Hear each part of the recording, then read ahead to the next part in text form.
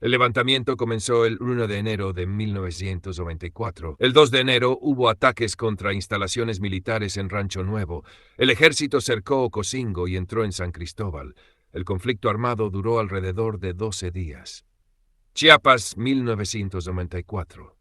Cuando el ejército recibió la orden de avanzar. Mis queridos hermanos de armas y servicios, antes de comenzar quiero agradecerles a todos los que siguen mandando sus chiludas.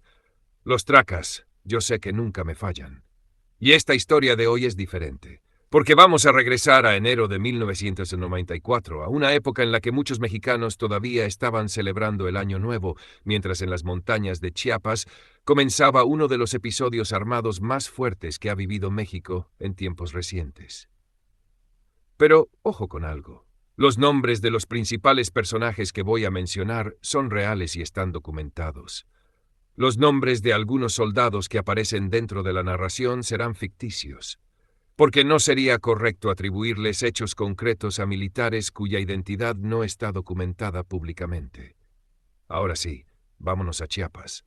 Era la madrugada del 1 de enero de 1994.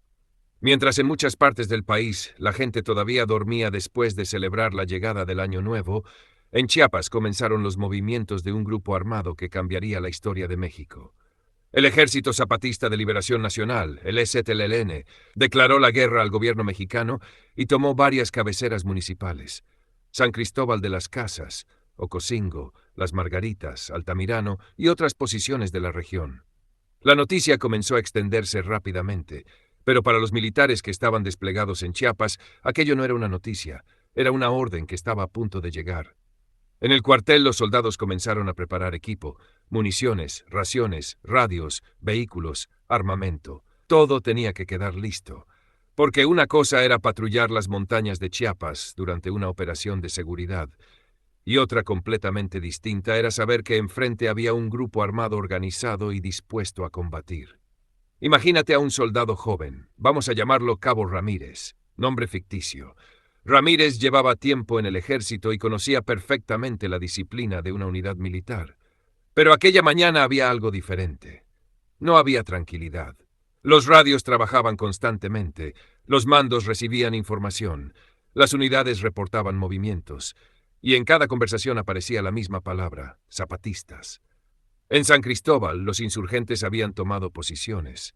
En otras poblaciones también. Pero uno de los puntos que se convertiría en escenario de fuertes enfrentamientos sería Ocosingo.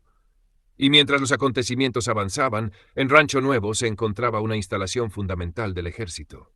La Feiquitesteyuno, zona militar. El 2 de enero, los insurgentes atacaron el cuartel. El ambiente cambió completamente.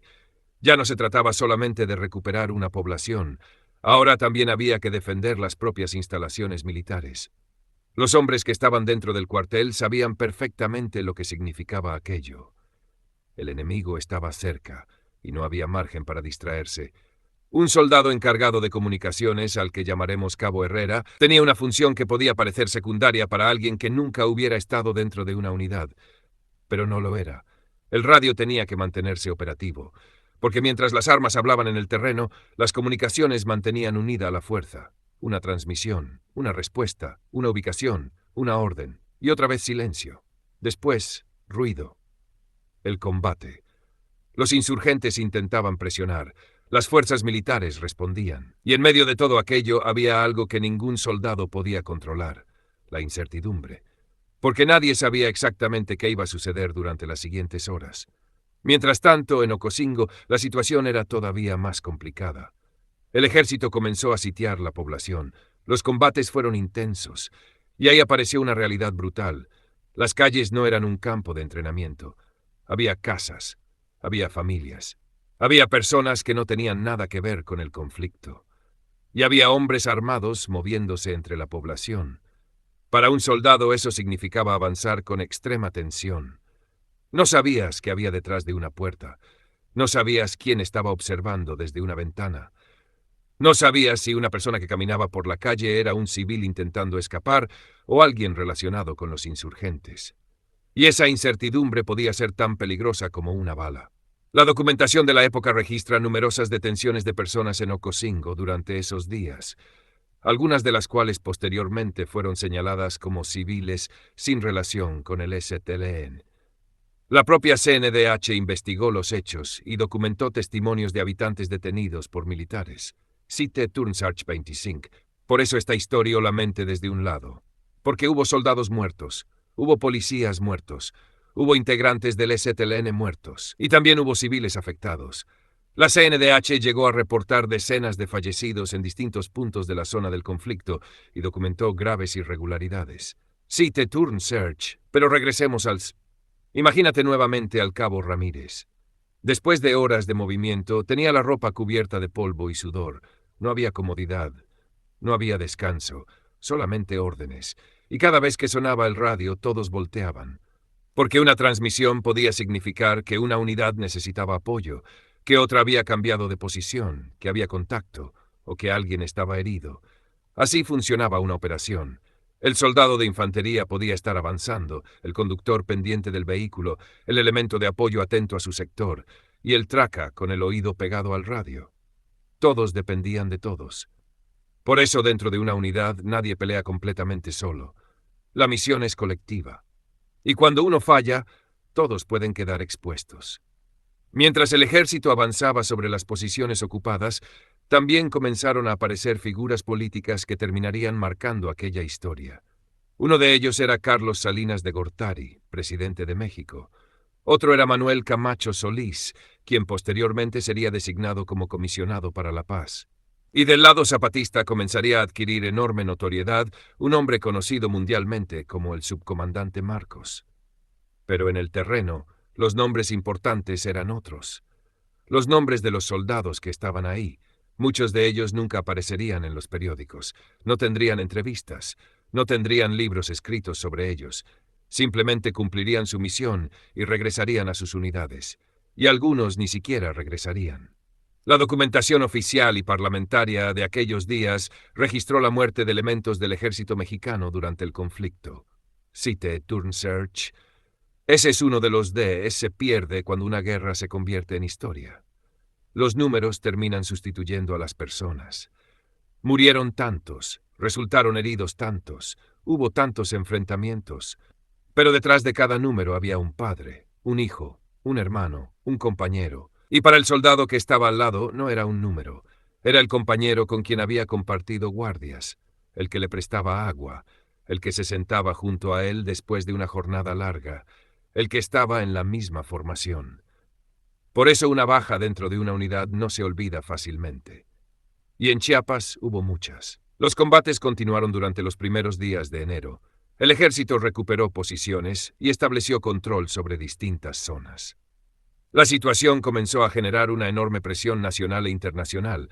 La sociedad mexicana exigía que terminara la violencia. Y entonces ocurrió algo que cambió el rumbo del conflicto.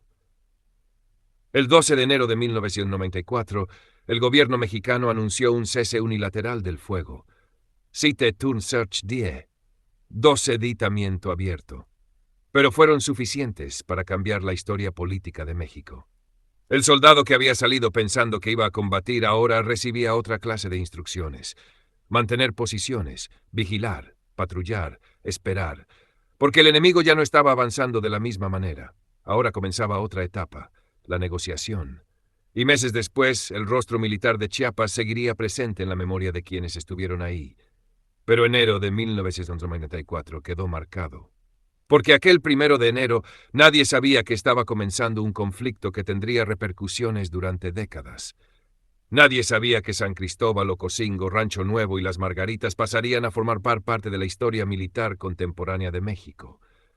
Y mucho menos podían imaginar que aquellos días serían estudiados durante años. Pero los que estuvieron ahí no necesitaban libros para recordar. Tenían la memoria, el sonido de los radios, el olor de la pólvora, el cansancio, las noches sin dormir, los compañeros que no regresaron, y aquella sensación que solamente conoce alguien que ha estado en una zona de conflicto, la sensación de saber que, en cualquier momento, todo puede cambiar. Chiapas 1994 no fue una película, no fue una leyenda, fue un conflicto real. Y también fue una experiencia que dejó heridas en muchos lados. Por eso hay que contarla con respeto. Porque detrás del uniforme había seres humanos. Y detrás de cada comunidad había familias que solamente querían sobrevivir. Aquel enero terminó con un alto al fuego, pero para muchos de los que estuvieron ahí, la guerra nunca terminó completamente en la memoria. Porque hay cosas que se pueden abandonar en el terreno: el fusil, el equipo, el vehículo, el campamento. Pero hay recuerdos que el soldado se lleva a casa, y esos no se descargan, no se entregan, no se dejan en el cuartel, se quedan con uno para siempre. Si te gusta este tipo de historias, deja tu like, suscríbete y sigan mandando sus chiludas, porque aquí vamos a seguir contando las historias de quienes alguna vez vistieron el uniforme. Chiludeando con el Traca, siempre al 1,5 millones y pasadito.